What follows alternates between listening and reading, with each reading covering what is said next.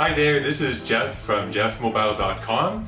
I'm back again with another Instant Pot 360 cooking video.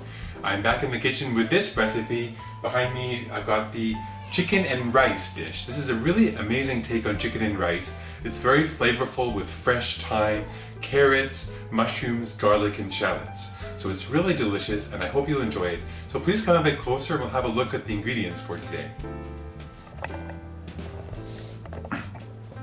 So over here you can see I've got the chicken thighs, about half a kilogram of those. I've got 1 cup of chopped carrots, a package of sliced mushrooms. These are Crimini mushrooms, really delicious. I've got some 1.5 cups of rice, which I rinsed. I've got some minced garlic, 2 or 3 cloves, as well as 1 large shallot, minced, chopped up. And I've got 2 teaspoons of dried thyme. And I've got a coconut oil spray, as well as 2 cups of chicken broth. So in this Instant Pot, first thing I'm going to do is preheat the Instant Pot to saute mode and put it on normal level. So I'll push saute and reduce the level to, let's see, how can I do that? Here we go. So push the saute button until it says normal and then let the pot turn on. I'll spray the pot with a bit of coconut oil.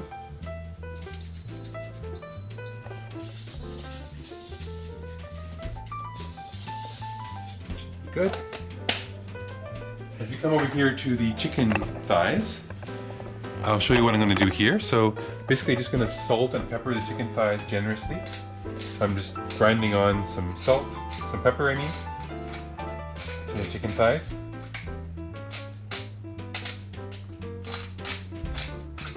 That's nicely peppered, and I'll sprinkle on some salt. If you don't like using too much salt in your cooking, you could reduce the amount of salt that you use. But definitely adds a lot of flavor and it helps the meat saute better. Alright, so once the pot is warmed up, I'll just be putting the chicken into the pot. Use the tongs and gently put the chicken into the pot. It will sizzle.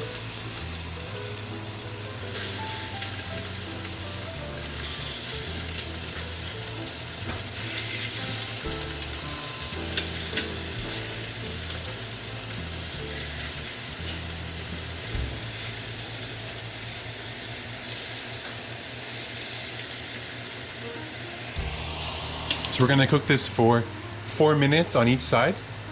Set the timer at 4 minutes.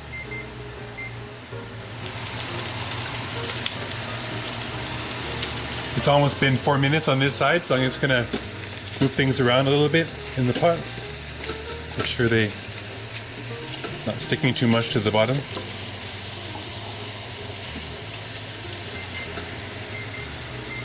So that's 4 minutes, so I'll turn over the chicken onto the other side.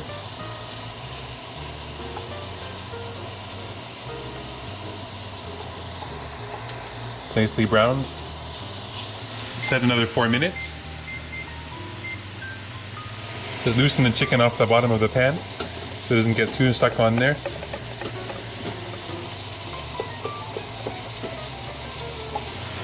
So it's almost been 4 minutes. So I'll just loosen the chicken off the bottom of the pan again. Looks very good. Now I'll use a clean plate, not the dirty one you used before, a brand new plate, and let's take the chicken and set it on the plate and set it aside.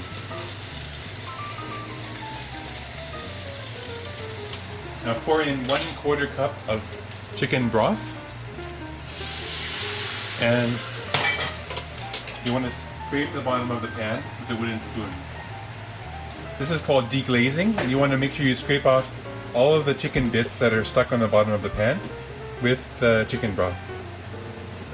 This creates a really nice flavor and it also prevents the next step from burning. So make sure you scrape away at the bottom until all the bits are off the bottom. And be careful because the steam is really hot, so you'll have to do it quickly. It's all scraped off. Then you want to add your shallot.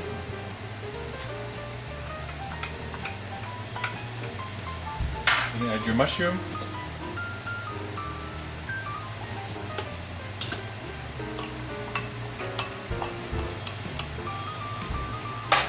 and add your carrots.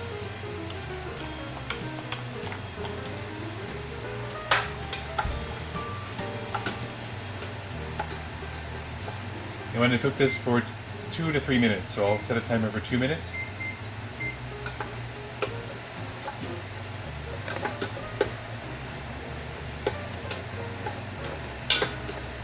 Make sure you stir the pot really well and continue to scrape off the bottom any things that might have landed on there and stuck on there.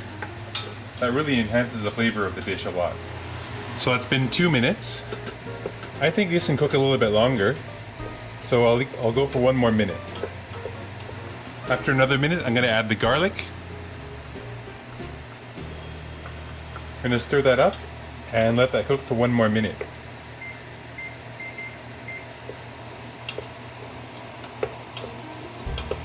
The next step we're going to do is add the remaining chicken broth.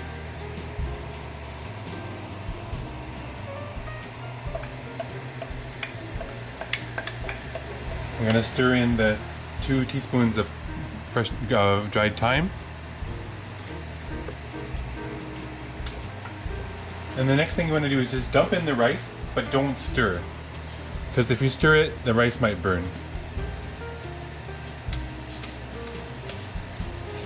And then on top of the rice, you want to put the chicken.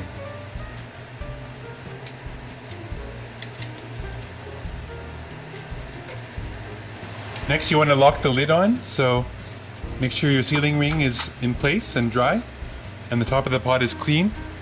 Close this up. Seal it onto high.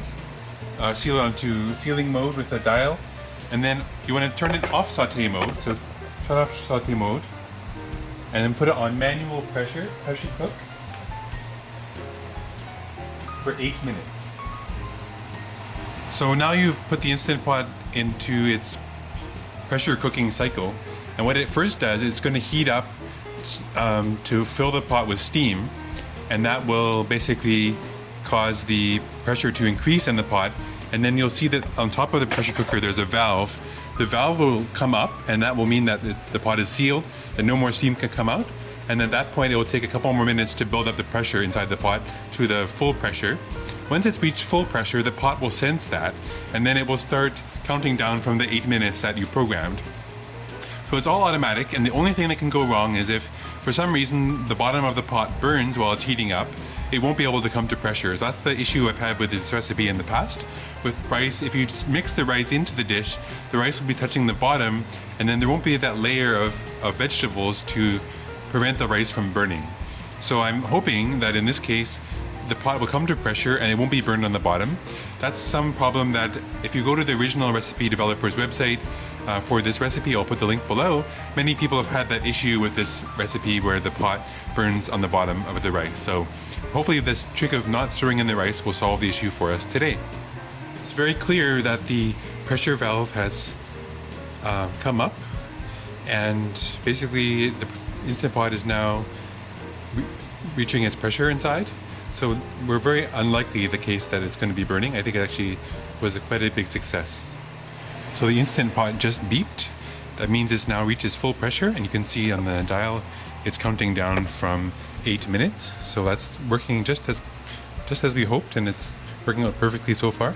So we expect in about 8 minutes we'll be able to actually I'll wait another 10 minutes for it to do a natural release, and then we'll have delicious chicken and rice. As you can see here, we've only got 2 minutes left in the Instant Pot to cook, and that's cooking under high pressure. I turned off the keep warm feature, which you don't want to use. You maybe use that if you are cooking and you're not around, you want to keep it warm, but in this case I want to allow it to do a natural release. So after 2 minutes are done, it'll beep, and then basically I'll let it sit for another 10 minutes, and then I'll release the remaining pressure by moving the valve on the top of the Instant Pot.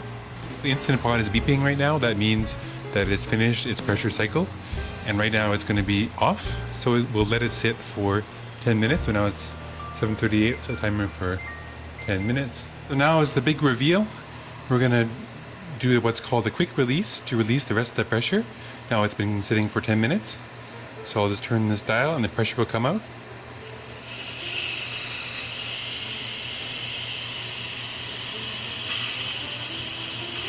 Most of the pressure's already been released, so this is just the remaining. It's smelling really good in the kitchen.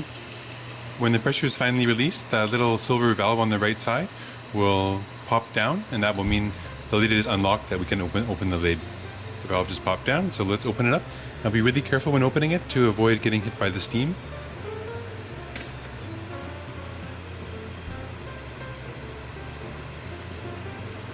Wow, looks really good. So grab your wooden spoon and let's stir it up and see what it looks like.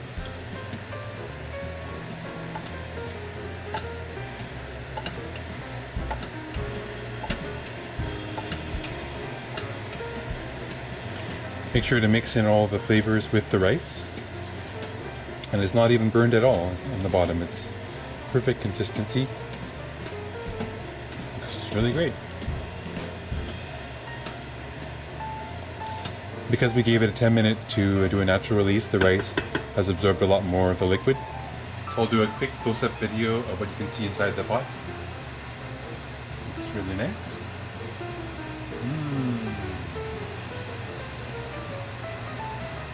I'll serve the food onto a plate.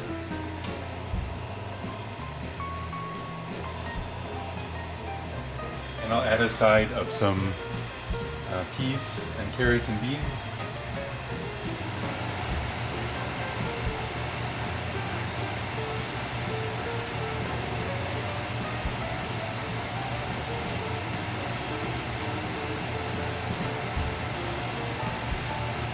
Delicious. So the final step for this video is to show a taste test of this dish. As you can see here, it looks really delicious. I've got lovely chicken rice dish with a side of steamed vegetables. So let me just give it a try. It's really nice.